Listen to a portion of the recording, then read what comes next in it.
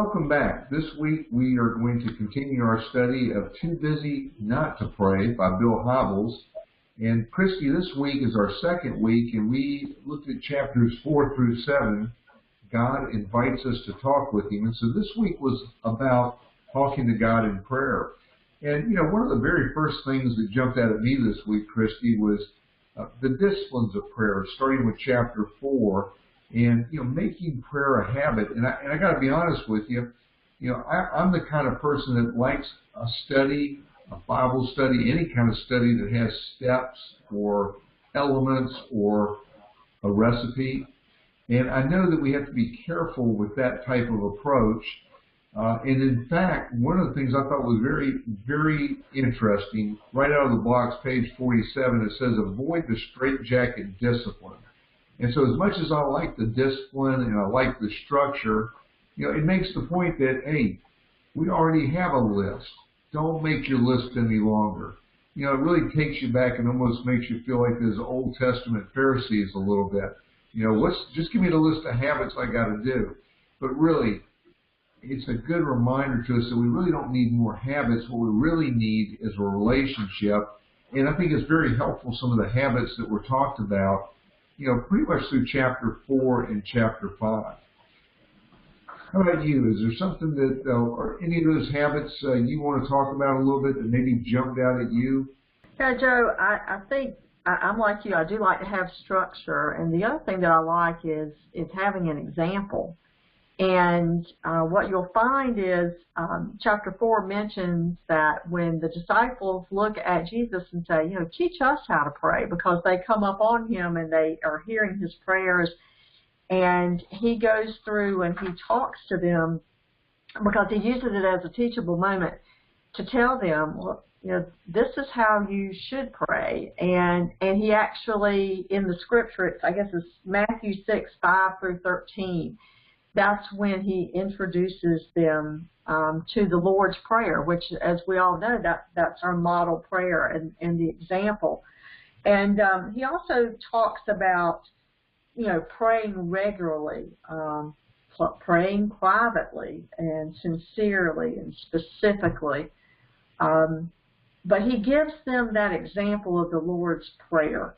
And that is something that, that advice has lasted for over 2,000 years. And think of how many times that prayer gets repeated over and over again. In fact, Bill's doing a sermon series on the Lord's Prayer now, and just how much that prayer means to us. But I'm with you. In order to stay sort of spiritually in shape, I need those reminders of discipline, and certainly making sure that while I've got a pattern, maybe I don't need to get locked into it, but at least I need to follow something that sort of keeps me sort of in the middle of the road. I guess one of my favorite sayings is sort of keeping it between the ditches, and that's sort of what he's talking about here is are guidelines and some helpful hints to help us along the way. So that's what I got out of that chapter particularly.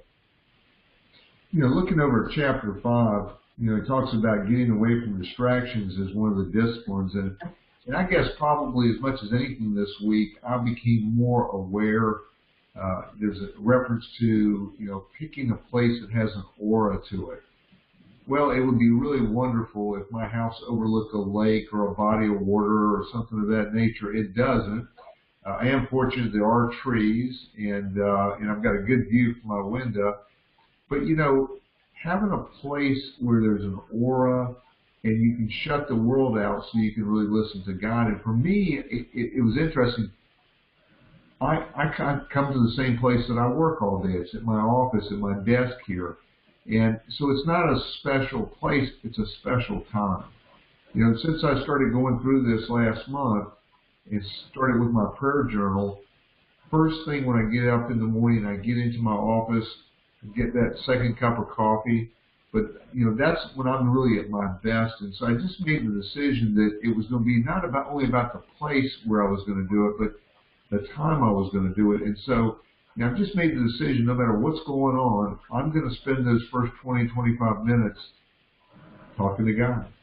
And it's made a huge difference over these last couple of weeks, making that the priority. And so getting away from the distractions of turning on your computer, checking your emails, starting to deal with the busyness of the day, and just taking time. So it's now when I come in my office, I know that it's a special place because it's a special time. So for me, that's kind of what I got out, one of the things that from a practical standpoint I took away from the disciplines. Well, he talks also, moving into chapter 6, a little bit about the patterns of prayer. Gives us a little acrostic for that. You want to talk about that a little bit? Sure. So the acrostic that he mentions is ACTS, A-C-T-S. And that stands for adoration and confession and thanksgiving and finally supplication.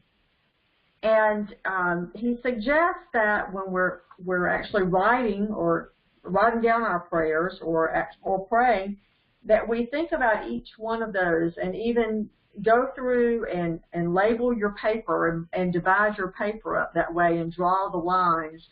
And adoration basically sort of setting the tone for the prayer and who we're talking to. And confession is basically calling ourselves out on, hey, I'm a sinner and this is specifically what I've done to sin. And certainly thanksgiving, and he spends a lot of time talking about, there's a biblical story about the difference between people who are grateful and show gratitude versus thanksgiving, and I think that's a great illustration out of the scripture. But it's an opportunity to express our gratitude publicly, and then also supplication is, those are those prayers for help, whether it be for people or the ministry that you're involved in or your character building part of your personality or whatever.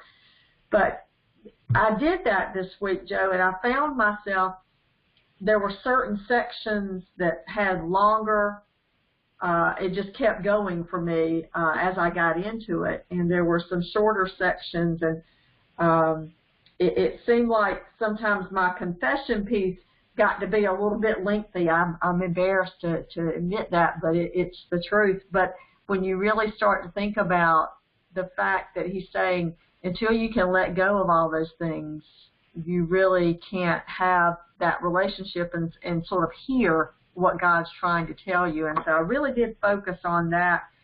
And there are a lot of things right now with people in our church and just in our lives that they just need some help right now. So I found that area was also a lengthy part of mine. How about yours when you thought about Acts? What did you think?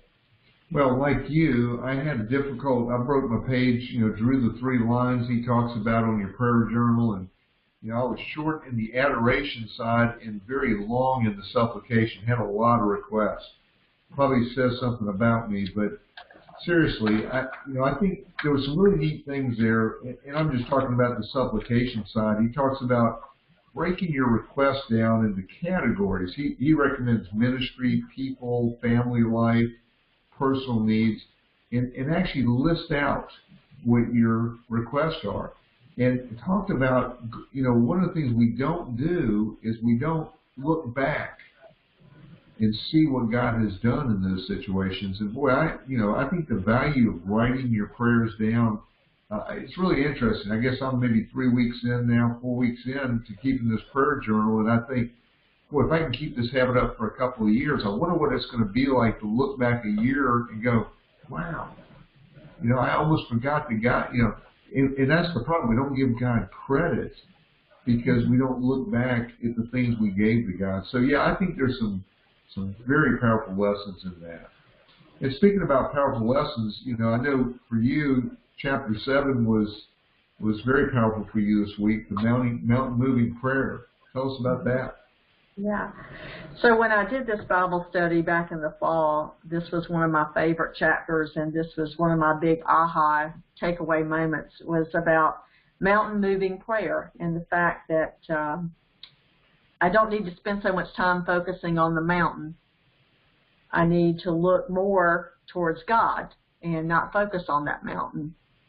And I think I get so caught up sometimes in feeling like I've got to give him all the details of, oh, well, here's the mountain that I'm facing, and here's how I think that I should go over the mountain. And, oh, by the way, if that plan doesn't work, God, I think I want to go around the mountain like this. And I feel like I'm doing a lot of describing and talking and focusing on the wrong thing. And this chapter just reiterates that, is that, you know, we need to focus on God and what He can do to help move that mountain. And I probably don't do that enough, and I should. And if I'm focusing on the actual prayer that I should be praying, you know, I need to allow Him time to respond. And it sort of goes back to our lesson last week when we talked about God was willing and He's able. And whatever we put at His feet, He wants to hear those things. And if I'm too busy, caught up in the mountain moment, I might miss His answer. And for me, that is a very big aha, you know, hit me over the head with a 2x4. Christie, stop and pay attention, because I can tend to focus on the mountain versus focusing on God, and that really meant a lot to me this week as I've been, you know, writing in my prayer journal. It just brought a whole lot of comfort, and, you know, it's been a really good week for me, Joe, just to be able to do this exercise. I can't even begin to tell you what a difference it's made just since I've been doing it since Sunday. It's just been a wonderful thing. Yeah, yeah. Well, for me, when we talk about the mountain moving prayers, I look back over the supplication area a little bit and realized just how limiting I am. I have basically small prayers that I can believe in. Mm-hmm. And I have to work on that. I have to work on giving those requests over to God and judging what I'm willing to pray for based on what He can do, not what I can do, because there's no doubt, and I'm sure many others the same way, we limit what we ask of God because of our own small faith. And so that was a very convicting chapter for me as well this week. Well, Christy, next week we're going to be jumping into God breaks down the barriers between us, and we're going to want our classes to take a look at chapters 8, 9, and 10 next week. This is a 5-part series, and so we're going to have 2 more after that, but we hope everybody has a great week this week. Thanks for being with us. Thanks for studying this along with us. Christy, I think you mentioned what a fitting day it is today. We're doing this on Ash Wednesday, beginning of the season of Lent, and so we're just very excited you've come along, and we feel very privileged to be a part of this with you. So have a great week. God bless you. Have some mountain-moving prayers this week, and we'll see you Sunday.